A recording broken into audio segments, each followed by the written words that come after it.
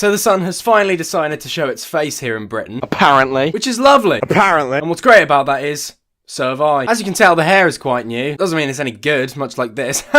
Starting amazing. Much like my ability to keep an audience, the weather is never perfect here. If we want the sun, it'll be wetter than one of my old sad videos about relationships. And if we want rain, then it will be about as dry as my humour. So it never seems to be what we want. I think there's a Brexit joke in there somewhere, but I'm ill as I'm writing this, and I can't be asked to anger any other old people. I do that enough in the bus already. But anyway, the weather seems to have improved for a change here in this so-called Great Britain, and here yet I am, writing a script for a video that appeals to the ultimate minority. If my viewer base was put into some sort of Venn diagram, it would be between procrastinating professionals and dirty white people. And that kind of makes them unique, apart from every Trump supporter in existence. At the time of writing this, I have to clarify that now, because I take fucking ages to write anything, or just do anything in general. Oh shit. Maybe that's why that girl was so unsatisfied. It is now the summer holiday, and because of that, I decided that the first RetroSpect video should be based around the holiday theme, naturally. You would think it would be a no-brainer for developers. The whole notion of a holiday is about personal or group enjoyment in an exotic or familiar location, be it a summer beach hotel and villa, or that of a mountain cabin in the French Alps in the winter season. Regardless, holidays are about personal preference and what you want to get out of it, with the aim predominantly put on either relaxation or activities. Or you could just mix the two together and masturbate for a solid week, since it's never too hot to jack off to Earth, Wind and Fire. So as you can tell that I'm now dedicated to these projects, I decided to do a joke and an adventure that would totally revolutionise YouTube, and proved that the joke and the theme itself was worth it. So I stayed at home. I'm just kidding, of course I am actually here in Corfu on holiday, you know. I spent £500 on this joke. As a result of this, I'm going to place random videos from my holiday into this video. But be warned, because they range from me being pretty drunk to being very fucking drunk.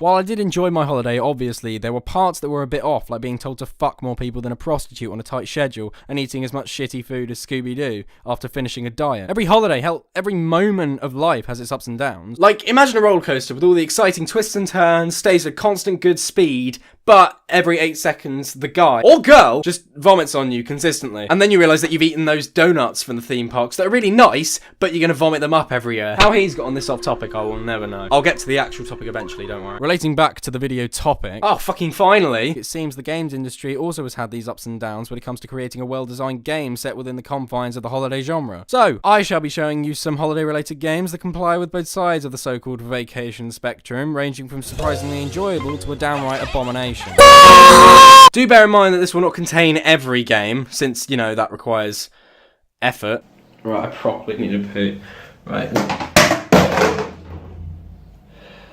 Well, fuck. With me hanging by a thread to being classified as funny or actually talented or a somewhat decent human being, let's start with a game that is very loosely connected to the Christmas holiday. Not just the idea of being on holiday, but the holiday season. Yes, I'm starting off lazy, but what else were you expecting? I'm not a daily vlogger. Well, I was, but that's the whole reason why I don't want to be a daily vlogger. Batman Arkham Origins is the extra game of the Arkham trilogy, as Rocksteady are very defensive on it being called a trilogy, so I guess Origins is that awkward stepchild of the family. That one kid in your class that looks a tiny bit like a weirdo, which is probably why I relate to this game so much. So, this game is set at Christmas, and Origins makes it very clear that that is the case.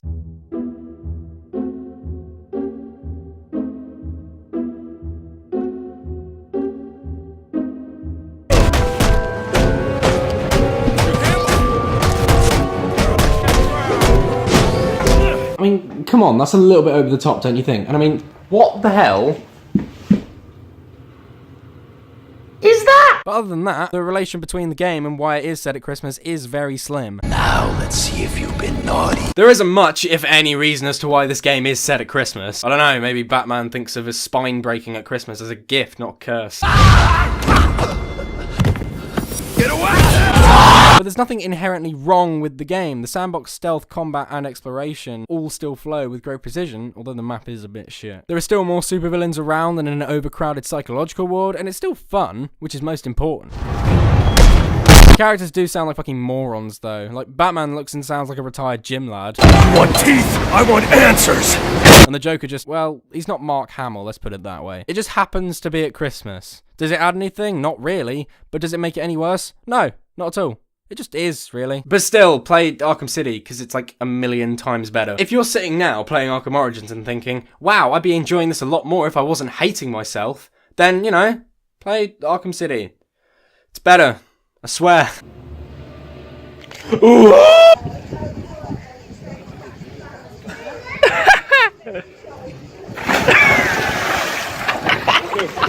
I don't give a shit about the game, really. I'm literally just here for one thing. Damn, girl, look at those gifs. Okay, there are boobs. I like boobs. They're funny yet firm, and they jump around a lot, which is very close to the description of one of my old teachers. Fleming! But it's set abroad and in the summer, so I'm gonna do it anyway. I'll just get the boob talk out the way for now. Right, now my obsessive nature for female play toys is over, let's get to the actual game, shall we? Or whatever we can call a game in this series. It's just mini games, okay? Like, go around making yourself look sexy, playing sports and gambling. Gambling your weeaboo life away, knowing full well that no woman with that figure or that lack of social skills will ever fall into your life like an unexpected cock into the mouth of a male desire for female companionship. Also, there's boobs in it. Like, I don't have a problem with a game that wants to flaunt its assets, so to speak, but I meant more in a mechanic or gameplay perspective. Picture a game with reasonable graphics and simple minigames while integrating an interesting relationship mechanic which encourages an artificial yet gradual flourishing in a partnership or the creation of a strong group bond through one's assets or financial assertion. Or, boobs, boobs, boobs, wet, wet, another fucking shower. The female body, everyone. A haven for the feminist agenda and the man willy. The game's fine, okay? It works, and there are some parts that don't borderline on Japanese porn. Some awful writing, but many zany characters that are almost forgettable as much as the tits in the game. I think it's safe to say that Dead or Alive will keep many fans interested, be them hardcore, or just hard in general.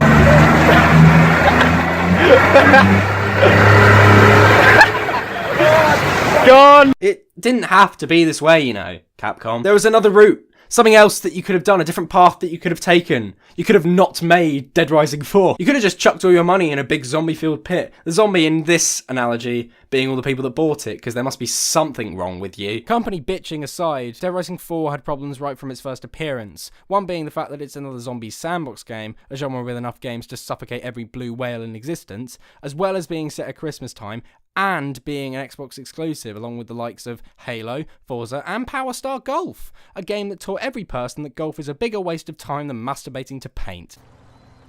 Wow, it's just like real golf. Oh. Which is not to say that sandbox games at Christmas don't work. In fact, quite the opposite. Just look at Rockstar's Bully, a sandbox that uses its setting to create a world that feels lived in, even if it is only within a single school. It having a section to Christmas added to the world that it was in. Capcom likely just took two wheels that's one said setting and one said Dead franchise, and they were like, great, let's flick them randomly and then make something with that. And Dead Rising 4 was made. Dead Rising 4 being set at Christmas didn't add anything to the world that it was in. It was just a setting that they thought could work, and they've been proved wrong. It added nothing to what the game focused on, and the unique parts of the game were taken away as a result of the setting. Yes, the zombie-orientated catharsis is still there, but the timer that was iconic to the series was taken away, meaning the catharsis done had no consequence to the ending, that being what made the game so fulfilling. The almost extreme levels of customization are still there, all you need is a fucking lead pipe and some wire. Suddenly Mjolnir is created. And I guess the sandbox and zombie killing are still substantial, just the whole Christmas theme is not only unnecessary, but lacks depth and seems to be a trivial setting just for the game that didn't need to be made. I mean, I liked the first and second Dead Rising. Sort of. They were never perfect, but they had a charm to them. And now it's just another pointless game to add to the list of Capcom failures, along with Resident Evil 6 and Umbrella Corps. I mean, what even is that? I swear Owl City made a song about that. We went to a toga party. But I'm currently surviving a hangover. Boys, wait, I'm so fucking sad. Ah, the Wii. A console with numerous redundant features, as well as a funny name. See, my mates have a joke about the Wii U, and it goes a bit like this. Hey mate, what are you doing? Oh, you know, just playing on my Wii U. Wii U, more like the Wii Poo.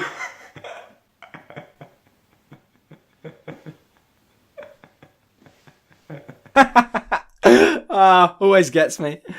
The best part is that I'm talking to myself. Forgetting my lack of personal or group compassion, the Wii was renowned for coming with one of the best games ever made in existence, Wii Sport. I will defend my corner, that game is a fucking me. Then they made a sequel to promote that Motion Plus accessory shit that went with games like Legend of Zelda Skyward Sword and SpongeBob's Truth or Square. Another meme of a game. I don't care if you don't have a Wii U or Wii Motion Plus. Play the game. Do it. Now. Notice how I didn't use enhance or improve, since that is not what the Motion Plus did. Hello, doggy. Wii Sports Resort took the already flawless Wii Sports and adapted it into a summer holiday environment, adding well-known sports such as cycling, canoeing, archery, and swordplay. No, that's definitely in the script. Swordplay. Yes, swordplay, the sport everyone knows to do during the summer. Or at least two of my mates know when to do it. Even if it is really quite fun and one of my favourite minigames, the name is just really funny, which sort of brings this full circle back to the Wii. They're very similar in what they wanted to achieve, which was modern day motion-based gameplay, and while yes, the Wii did do that to some extent, it wasn't a true success. Hell, even VR companies are trying to make that work in the modern day. The game was fun, don't get me wrong, and the Wii Motion Plus is fine. It's just much like a limp penis, it gets in the way quite a lot and doesn't let you have as much fun as you should. Also, I have one right now. It's pretty gorgeous, isn't it? It's pretty lovely. Oh look, a man in a toga. Moving on to a completely different piece of redundant Nintendo equipment now, the balance board, which personally, I didn't need. Yeah, I can be smug, and I hate it. I've been skiing for about 14 years now, and this is not skiing. In fact, to be honest, neither is this, to be fair. I've got nearly 3, the nearly meaning 2, videos of my family and I skiing on the other channel. You can play it sitting down, which just shows the useless nature of the balance board.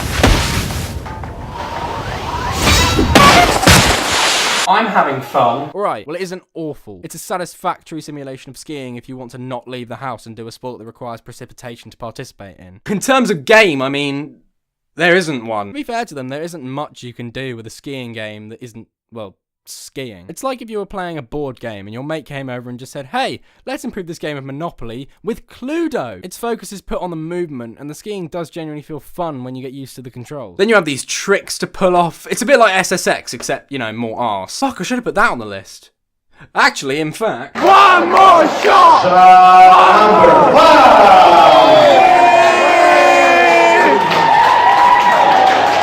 All of them are good. Pretty much. Oh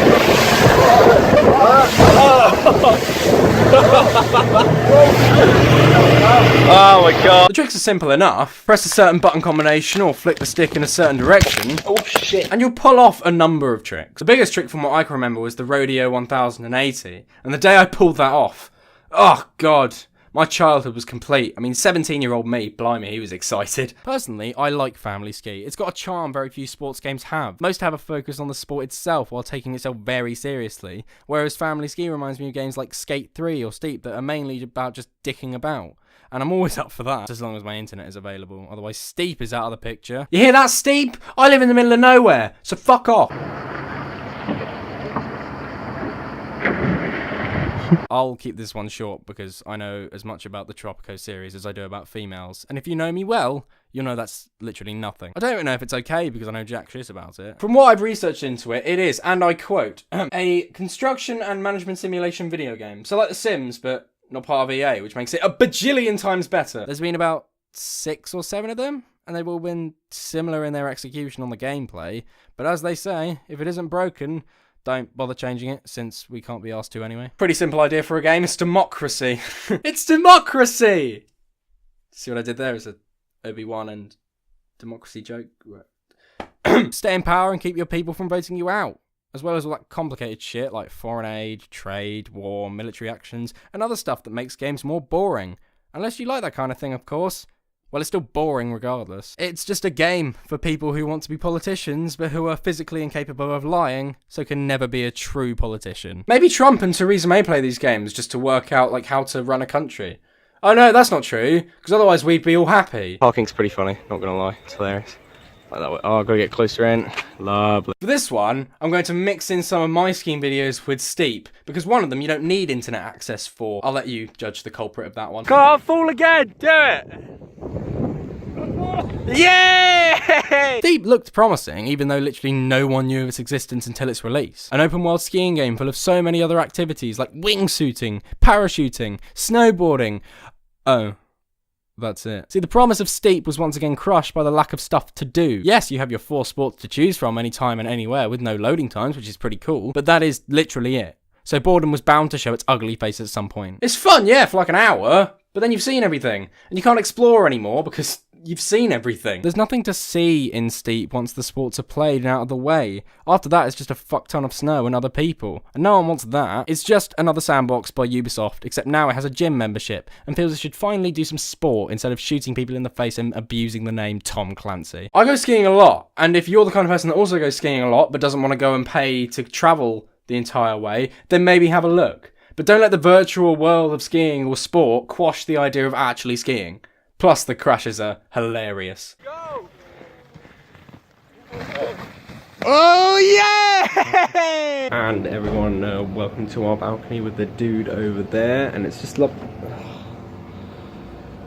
Oh shit. I know there aren't exactly many games based on this setting to give a full conclusion on if it's successful or not, be it in this video or just overall in the industry, but it is evident that the potential for these games hasn't even remotely been reached. Even the barge pole is way off. People talk about gaming as a continuous cycle, one where a new genre takes over and leads supreme in front of all the others so they can decay, just because no one plays them anymore. Perfect example of this one at the moment is the sandbox game. We've had over 100 sandbox games just this year, and we've got dozens more to come until the end of the year in Q4. Games like Spider-Man for the PS4, Just Cause 4, Days Gone, Assassin's Creed Odyssey are just some examples of games that are going to be coming out within the next few months, but are all sandboxes. I mean, even now we're seeing very little first-person shooters or racing games because the sandbox has taken over and has drastically increased over the past few years comparing to others. Don't get me wrong, I'm not complaining. Sandbox games have some of, if not the most of my favourite games to its name. But diversity is being lost, and games like these are perfect examples of how one genre defines the gaming era. Even though Dead Rising 4 was a sandbox,